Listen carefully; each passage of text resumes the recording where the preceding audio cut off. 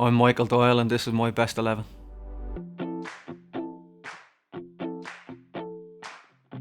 I'm gonna pick the best 11 that I played with, we'll try, and I'm gonna go for a 3-4-3 formation. Try my best to pick the 11 players that I played with, you know. So I'm gonna start off with goalkeeper. Probably came down to two keepers, to be honest with you, that I've played with. David Ford and Kieran Westwood.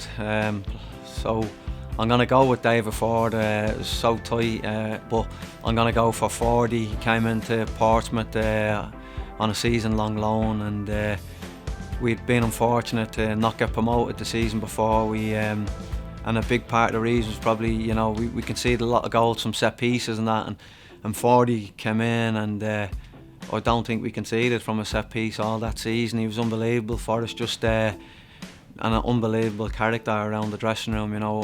One of the best sort of leaders that I played with, you know. He just gave us so much, and fortunately for us, we ended up getting promoted, and I think a massive part of that was down to Fordy, to be honest with you. On the right hand side is Harry Maguire. Played with Harry at Sheffield United. He came in and made his debut, and right from that very moment, the first tackle he went into, I think it's well known, he went into a tackle and Craig Bellamy, and I think from that very first moment he never looked back after that. He'd start off every attack for us, but more or less he'd be running out with the ball, and his passing, his range was unbelievable, and obviously he's just gone from strength to strength, and he's now playing at Manchester United as saying captain there, so it was a bit of an easy one. On the left hand side of the tree, I'm going to go with Matt Clark, because I played with him over the course of 2 years. Again, very similar to Harry, came from Ipswich and was just starting his career, but very similar attributes to Harry Maguire. Started every attack for us, running out with the ball from defences. His passing was unbelievable, and his defensive qualities as well, first and foremost. In the middle of them two, I'm gonna go a bit of a strange choice in a sense, but probably says everything about the way that I'd want my team to play. But I'm gonna go Gary McAllister, sort of playing in the centre of two centre halves, bit of a sweeper.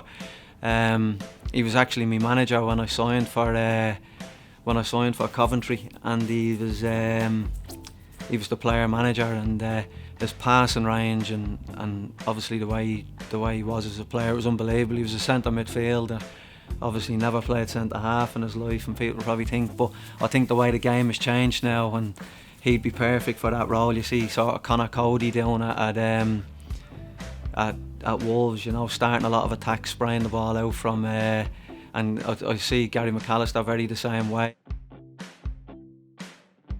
And I'm going to go Enda Stevens on the left wing back, and on the right sort of wing back I'm going to go Robert Snodgrass. Enda Stevens, as I played him again at Portsmouth, just unbelievable with the ball, attacking up and down, you know, and you see him now playing wing back for Sheffield United in the Premier League. He's massive talent, and to see him grow at a club like Portsmouth when I was there, just week in, week out, he was unbelievable for us, and 2 years in a row he was Player of the Year, and rightly so. So, you know, Enda gets the nod in there.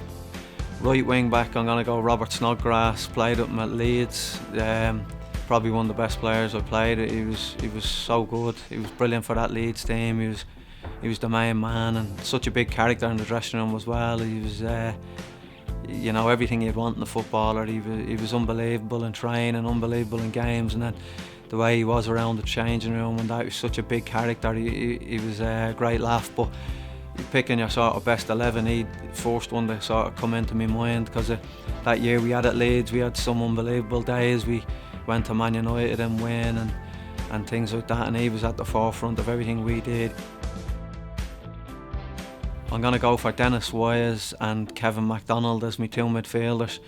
And, you know, Dennis Wise, I only played him for about 15 games at Coventry, but he came into Coventry at a stage where we were really sort of struggling, and I think Dennis was about 40 then. When he signed, there was a big sort of people, you know, not wanting him at the club and things like that. I always remember it, and straight away the whole lift the club got just from his first game. He was just unbelievable, the kind of influence he had around the club, and I'd never seen anything like that, the way a player could sort of change a club like that, and it was just sort of at such a young age to have that kind of relationship with a player that you'd been watching sort of week in, week out for years, playing in cup finals and a match a day every week, and he's kind of taking you under his wing, and it was something I'll never forget, you know. And I think it sort of stood with me for the rest of my career, having a player of that sort of influence, sort of looking after you and giving you guidance, as they say. And I'm going to go Kevin MacDonald in there beside him. Kev's at Fulham now, as I say. He's